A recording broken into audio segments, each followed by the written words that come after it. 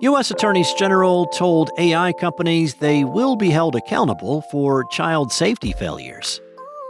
Elon Musk and XAI are suing Apple and OpenAI because Grok is not topping the app charts.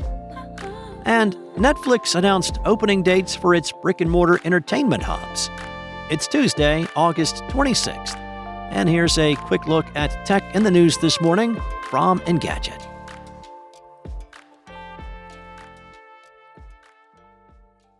The U.S. Attorneys General of 44 jurisdictions have signed a letter addressed to the chief executive officers of multiple AI companies, urging them to protect children from exploitation by predatory artificial intelligence products.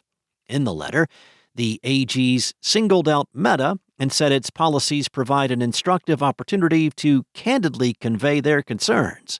Specifically, they mentioned a recent report by Reuters, which revealed that Meta allowed its AI chatbots to flirt and engage in romantic role play with children. Reuters got its information from an internal Meta document containing guidelines for its bots. They also pointed out a previous Wall Street Journal investigation wherein Meta's AI chatbots, even those using the voices of celebrities like Kristen Bell, were caught having sexual role-play conversations with accounts labeled as underage. The AGs briefly mentioned a lawsuit against Google and Character.ai as well, accusing the latter's chatbot of persuading the plaintiff's child to commit suicide. Another lawsuit they mentioned was also against Character.ai after a chatbot allegedly told a teenager that it's okay to kill their parents after they limited their screen time. The attorneys general wrote in their letter, "You are well aware that interactive technology has a particularly intense impact on developing brains. Your immediate access to data about user interactions makes you the most immediate line of defense to mitigate harm to kids. And, as the entities benefiting from children's engagement with your products, you have a legal obligation to them as consumers." They ended their letter by warning the companies that they will be held accountable for their decisions. Social networks have caused significant harm to children, they said, in part because government watchdogs did not do their job fast enough. But now the AGs said they are paying attention, and companies will answer if they knowingly harm kids.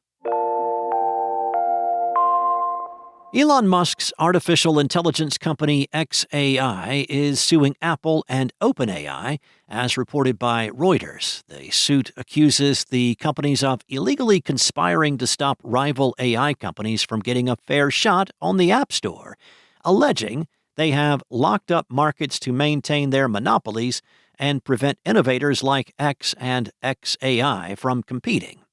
The complaint suggests that Apple and OpenAI have been conspiring to suppress XAI's products on the App Store.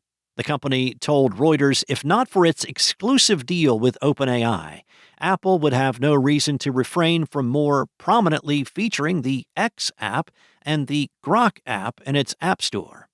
Apple has integrated OpenAI's ChatGPT into several of its products, but it remains to be seen if that has translated to any anti-competitive practices. It is worth noting that rival AI apps like DeepSeek and Perplexity have both spent time on the top of App Store charts since this partnership began. Now, that's according to CNBC. This lawsuit comes after Musk threatened legal action a couple of weeks back after making similar accusations regarding Apple and OpenAI. Apple has yet to respond to the complaint, but OpenAI CEO Sam Altman did, and he responded to Musk's original allegation by calling it, quote, "a remarkable claim given what I have heard alleged that Elon does to manipulate X to benefit himself and his own companies and harm his competitors and people he doesn't like," end quote. Altman is likely referencing various studies that indicate Musk made huge changes to the X algorithm to favor his personal posts and posts by conservative commentators. He has also threatened to fix the Community Notes feature on X, which is a crowdsourced fact-checking tool. OpenAI spokesperson Kayla Wood told The Verge that the lawsuit is consistent with Mr. Musk's ongoing pattern of harassment. XAI also brought this lawsuit to the Northern District of Texas Fort Worth Division, which is a notoriously conservative arm of the federal court. This is where Musk typically steers his various lawsuits, and a practice some refer to as judge shopping.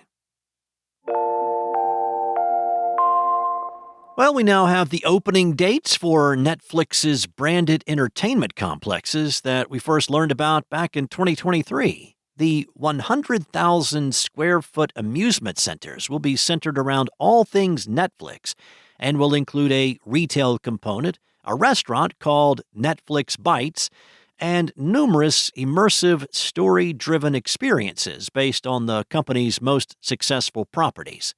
The Netflix House in Philadelphia will open November 12th at the King of Prussia Mall, and the Dallas location will open December 11th at Galleria Texas.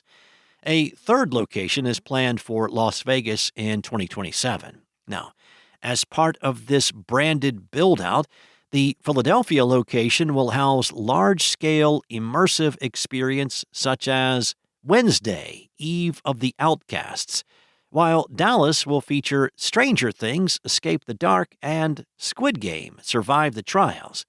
These entertainment hubs come after Netflix has already undertaken dozens of live interactive experiences based on its most popular shows. Aside from those experiences and the Netflix Bites restaurant, the locations will also showcase immersive virtual reality games where guests will play as the main characters from some of the company's hit shows.